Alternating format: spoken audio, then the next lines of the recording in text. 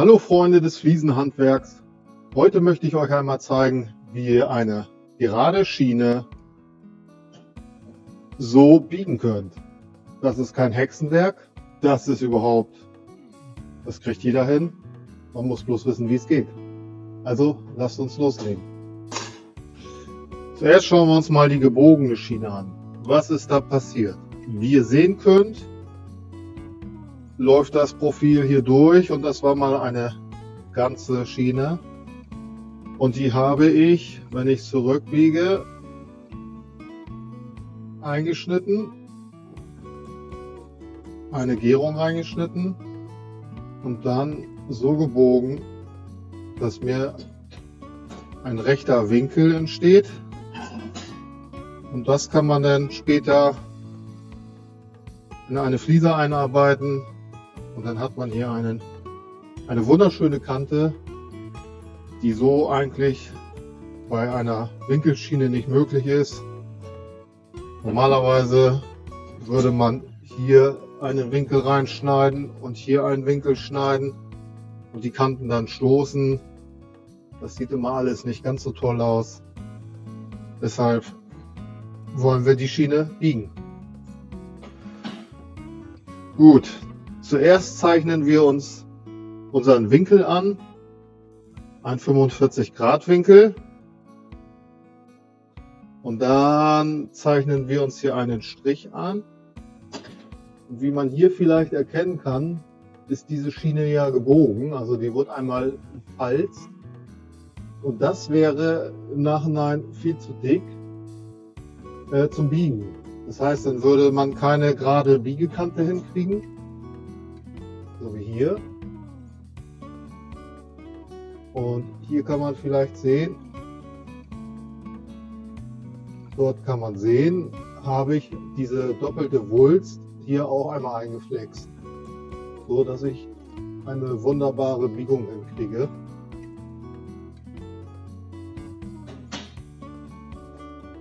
Gut, ich werde mit einer Eisenscheibe diese Schiene einschneiden. Ihr müsst dabei beachten, also diese Scheibe hier ist schon benutzt. Die halten auch wahnsinnig lange bei diesen dünnen Edelstahlschienen. Ihr dürft, wenn ihr Edelstahl damit schneidet, immer nur mit einer Scheibe Edelstahl schneiden. Dann ist das nicht rostend, weil der Edelstahl sich hier auf dieser Scheibe absetzt. Wenn ihr damit ein anderes Profil schneidet, Edelstahl nicht, sondern ganz normaler Stahl oder Eisen oder was auch immer, dann würde die Edelstahlschiene, die ihr im Anschluss schneidet, rosten.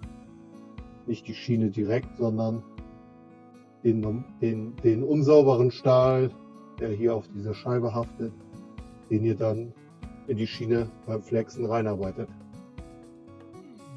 Gut, also ich schneide mir jetzt hier erstmal diesen Winkel raus.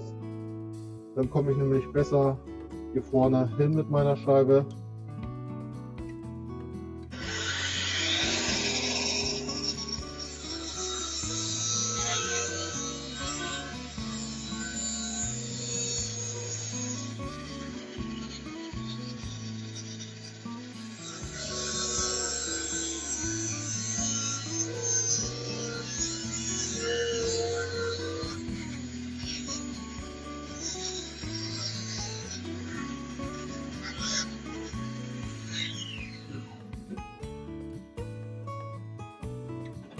Und dann wird jetzt hier oben dieser Steg hier noch einmal verjüngt.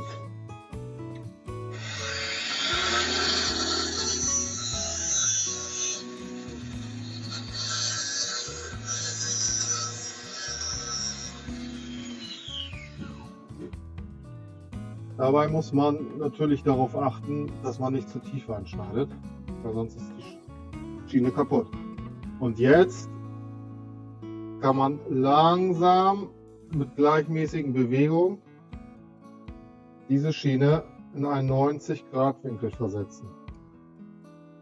Jetzt sehe ich, habe ich hier noch nicht weit genug geflext oder dort. Dann kann ich meine Fliese nehmen, meinen 90 Grad Winkel halten. Kann man mit einem normalen Winkel auch machen. Dann halte ich hier nochmal, mache ich hier nochmal einen Strich.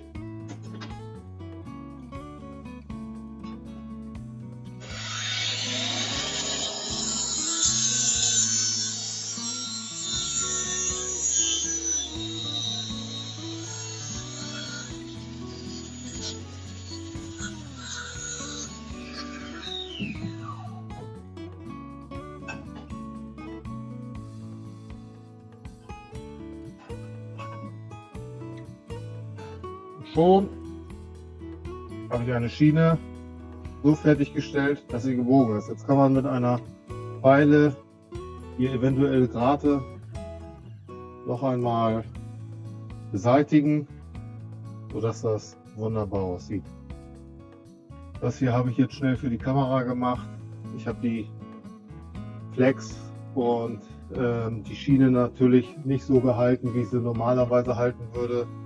Weil dann würde ich da stehen, wo die Kamera steht. Deswegen war das jetzt auch alles ein bisschen nicht so, wie ich das sonst immer mache. Aber ich glaube, zum Verdeutlichen, wie einfach sowas geht. Stahl gebogen wird schon immer. Braucht man auch keine Angst haben, dass der Stahl reißt oder wie auch immer. Das ist, viele schreiben danach, der bricht dir nach 2 Jahren oder sowas. Das ist nicht so, ich habe das noch nicht erlebt, ich mache das seit über 20 Jahren und mir ist da noch nie irgendwas weggebrochen, was auch immer. Wenn du noch Fragen hast zu sämtlichen Themen rund ums Fliesenlegerhandwerk, dann schreibe einen Kommentar unten rein, ich beantworte diese gerne. Und Anregungen zu neuen Videos sowie ein Abo ist nie verkehrt. Vielen Dank für euer Interesse, bis zum nächsten Mal. Tschüss, tschüss.